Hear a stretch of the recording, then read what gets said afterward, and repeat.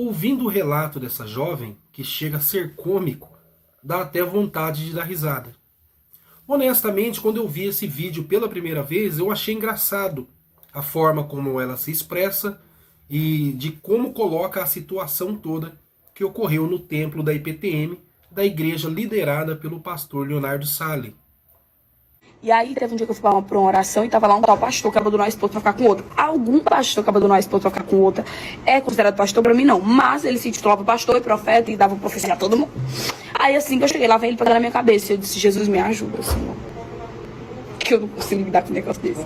Aí ele pegou na minha cabeça e diz, mulher, você vai parar de tirar 0 naquela faculdade. Gente, diante do meu Deus.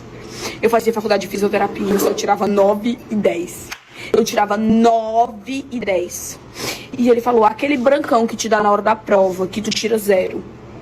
Deus está dizendo que vai te dar inteligência. Gente, eu me senti uma burra. E eu quis rir, eu disse, Jesus, como é que eu falo pra esse povo que eu não sou burra? Que eu só tiro 9 e 10, Senhor. Que brancão que me dá, meu Deus. Que 0 que eu tirei. Mulher, olha.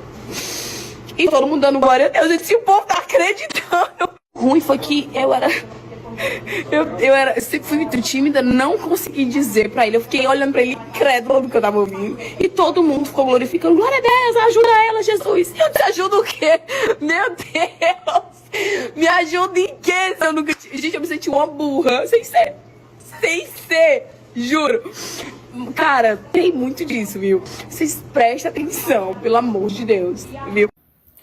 Só que se a gente deixar o lado engraçado de lado e começar a refletir naquilo que não deveria ter graça, mas que deveria ter simplesmente ali uma revelação espiritual de ânimo, de esperança para uma pessoa que estaria em qualquer condições de saúde, financeiramente derrotado, acaba sendo aí um total momento de enganação. E é claro, tudo isso vocês já sabem o resultado. Para que serve?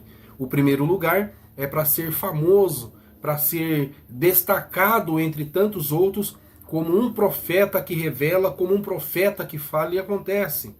Mas no final das contas, é mais ali um templo atribuído a simplesmente ao engodo de fiéis. Se vocês forem perceber ou talvez fazer a contagem, se reunir todos os perfis de redes sociais, de canais de YouTube, ou sei lá, ou qualquer outra plataforma de vídeo, vocês vão ver que as pessoas que enxergam esse tipo de situação como mentira, como falsa profecia, falsa revelação, é ínfimo em relação ao tanto de pessoas que acabam acreditando nesse tipo de pessoas.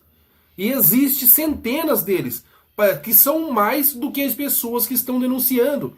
Porque se vocês abrem aí as redes sociais, o que vocês veem de falsos profetas fazendo lives e revelando através de uma suposta condição divina é exorbitante. Se vocês acompanhar nas redes sociais vizinhas, por exemplo, entre 9 e 10 horas da noite, vocês se perdem em tantas lives de pessoas supostamente dizendo que está revelando para você dentro de uma condição totalmente inspirada por Deus. Aí vocês olham nos comentários o tanto de pessoas que recebem aquilo para si como que se fosse ali de total unção divina. É coisa de louco. Os comentários, as pessoas acabam enlouquecendo pela forma com aquele suposto profeta fala daquilo que propriamente é supérfluo. Nós vivemos hoje numa condição financeira, basicamente, não sei se vocês for pôr aí, basicamente 80% dos brasileiros vivem numa condição financeira muito baixa, passa de dificuldades, passa por problemas familiares, passa por filhos que estão envolvidos em drogas, relacionamentos, é um dos mais pegos por esses profetas para dizer. Eles chegam que Deus está entrando com uma causa, está entrando com uma providência dentro de uma situação financeira. Claro que fica fácil a gente tomar isso como verdade pelo fato de que a condição financeira de muitas pessoas é abaixo da média. Falar de relacionamento, que Deus está entrando no casamento e vai entrar com uma providência, também é verdade pelo fato de que Todas as pessoas sempre têm um problema no relacionamento. Talvez seja o marido que bebe, talvez seja o marido que trai, talvez seja o marido que não dá muita atenção em casa, talvez o marido que não está nem aí para os filhos. Então, tem sempre problemas voltados para isso. E vocês podem perceber que 90% das revelações deles são baseadas nesses problemas financeiros e relacionamentos, problemas familiares. São esses 3 pontos que eles batem, que os problemas familiares, problema de saúde, também quem não tem problema de saúde, por mais aparente fisicamente bem que a pessoa pareça, alguma coisa perturba. É uma dor de cabeça, é uma doença, é um diagnóstico, é uma dor no calcanhar, é uma dor no pé, é um calo que perturba. Sempre tem uma dor de dente, por exemplo, que só falta matar o ser humano. Então todos têm problema de saúde, todos têm problemas familiares, todos têm problemas financeiros. Pode não viver na miséria, ao ponto de não ter o que comer e ao ponto de não ter o que beber. Mas sempre tem problemas financeiros de endividamento, que não consegue pagar, livra o que se come e o que se bebe, e as dívidas ficam para trás. Então todos nós temos esses problemas. Então fica muito fácil o camarada atribuir uma profetada em relação a esses assuntos que são pertinentes às pessoas de classe média e abaixo da média. Porque quem vive na classe média também tem esses problemas, porque embora ganhe um bom salário, mas tem esse endividamento.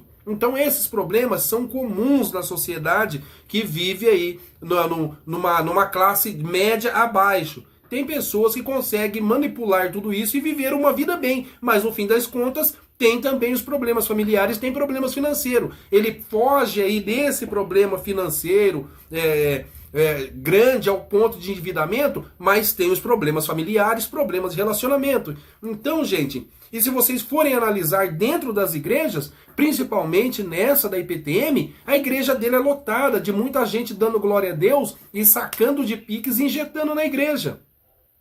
E aí vocês começam a perceber comigo que as pessoas que enxergam esse tipo de coisa, esse tipo de falso profeta, é bem maior. As pessoas que não enxergam, na verdade, são em grandes números menor do que as pessoas que estão enxergando e que estão batendo, aí, estão falando, mas as pessoas continuam indo.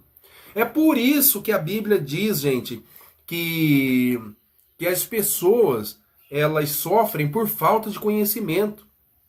Por mais que pessoas, pastores, ensinam que a verdadeira profecia está na Bíblia, que inclusive eu acredito também que a verdadeira profecia está na Bíblia, mas Deus usa assim pessoas para trazer um recado urgente, Deus usa assim pessoas para trazer um alento. Acredito nesse tipo de coisa, mas é claro que o apóstolo Paulo também já falava que tem que examinar, tem que examinar, não é você vai grudando qualquer coisa para si, e de repente você acha que aquilo vai acontecer e aí não acontece, acaba culpando a Deus e esquece do cabra que deu a profetada em vocês.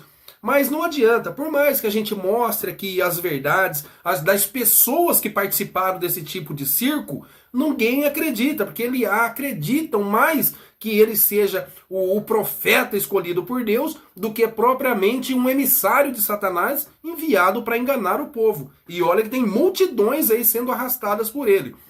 O que eu estou falando aqui não é eu sou um besta. Não tenho conhecimento nenhum de teologia, não tenho muito conhecimento das escrituras, mas um pouquinho a gente sabe e a gente tenta trazer isso pra gente como que servisse para nos indicar o caminho para onde ir e para onde não ir.